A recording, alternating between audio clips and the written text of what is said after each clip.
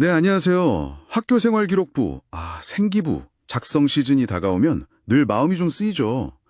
특히 처음 담당하시거나 매년 바뀌는 지침 때문에 헷갈리는 부분도 있으실 텐데요. 2025학년도 기재 요령, 어떤 점을 꼭 알아야 할지 오늘 핵심만 좀 빠르게 살펴보겠습니다.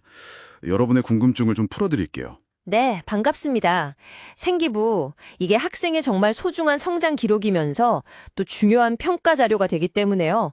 정확하고 또 공정하게 작성하는 것이 정말 중요합니다.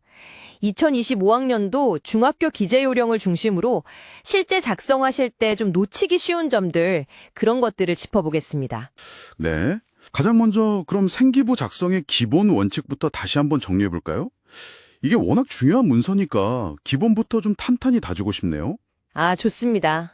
가장 중요한 건 역시 모든 기록이 교육과정 그리고 학교 규정에 근거해야 한다는 점이죠. 그리고 학생의 활동이나 성과를 그냥 나열하는 게 아니고요. 관찰한 객관적인 사실을 바탕으로 해서 학생의 성장과 학습 과정을 종합적으로 담아내야 합니다. 왜냐하면 이 기록을 통해서 학생의 어떤 잠재력이나 노력을 제대로 평가받을 수 있어야 하니까요. 그래서 학생 개개인의 특성이 잘 드러나도록 작성하는 것, 그게 핵심입니다. 객관적인 사실에 더해서 학생의 개별적인 특성을 담아내는 것. 말씀은 참 쉬운데 막상 쓰려고 하면 이게 참 막막할 때가 많아요. 예를 들어서 그 창의적 체험 활동은 어떻게 기록해야 그 개별적 특성이라는 게 잘 드러날 수 있을까요? 네, 맞습니다. 그 부분이 많은 선생님들께서 좀 고민하시는 지점이죠. 자율활동, 동아리, 진로활동 같은 이런 창의적 체험 활동은요, 단순히 무엇을 했다, 이 사실보다는요, 그 활동 안에서 학생이 어떤 역할을 맡았고, 또 어떤 노력을 기울였는지, 그 과정을 통해 어떻게 변화하고 성장했는지, 이걸 구체적으로 보여주는 게 중요합니다. 그래야 학생의 역량이 잘 드러나니까요.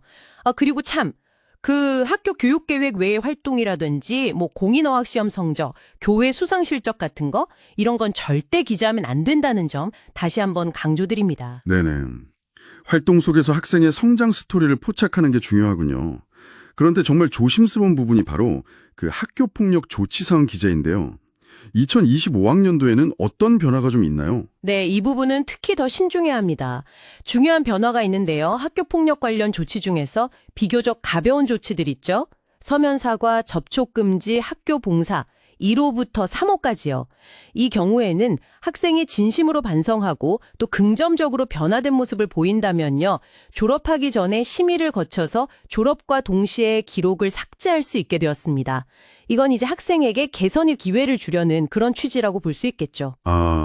학생의 병화 가능성을 고려해서 삭제 기회를 주는 거군요.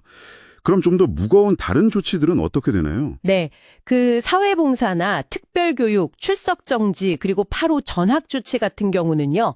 기존처럼 졸업 후 2년 동안 기록을 보존한 뒤에 삭제하고요. 7호 학급 교체는 졸업과 동시에 삭제합니다. 근데 여기서 주의할 점이 있습니다. 이 개정된 규정이 현재 1, 2학년에게 적용되고요. 3학년은 이전 규정을 따르기 때문에 학년별로 기준이 다릅니다. 이 점 유의하셔야 돼요. 그리고 조치 결정 일자랑 관련 법적 근거 조항, 이것도 정확히 적는 게 필수고요.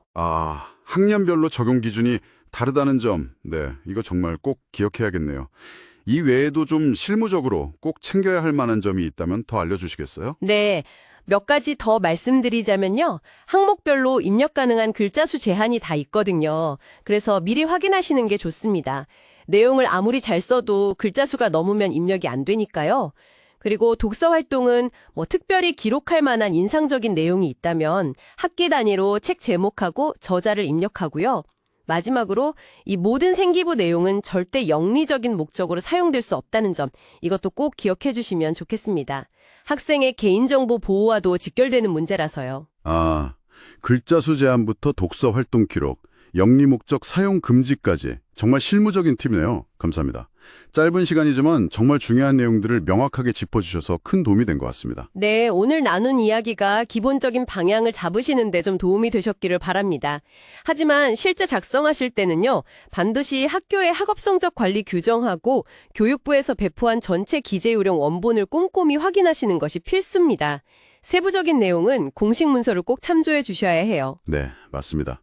오늘 내용을 바탕으로 전체 지침을 보시면 아마 훨씬 수월하게 이해하실 수 있을 겁니다. 이렇게 세심하게 기록된 내용 하나하나가 모여서 한 학생의 성장 과정을 입체적으로 보여줄 수 있다는 점을 생각해보면 기록 하나하나의 무게가 새삼 느껴지네요. 여러분은 이 기록을 통해 학생의 어떤 가능성을 발견하고 또 응원하고 싶으신가요? 잠시 생각해보는 시간을 가져보시면 좋겠습니다.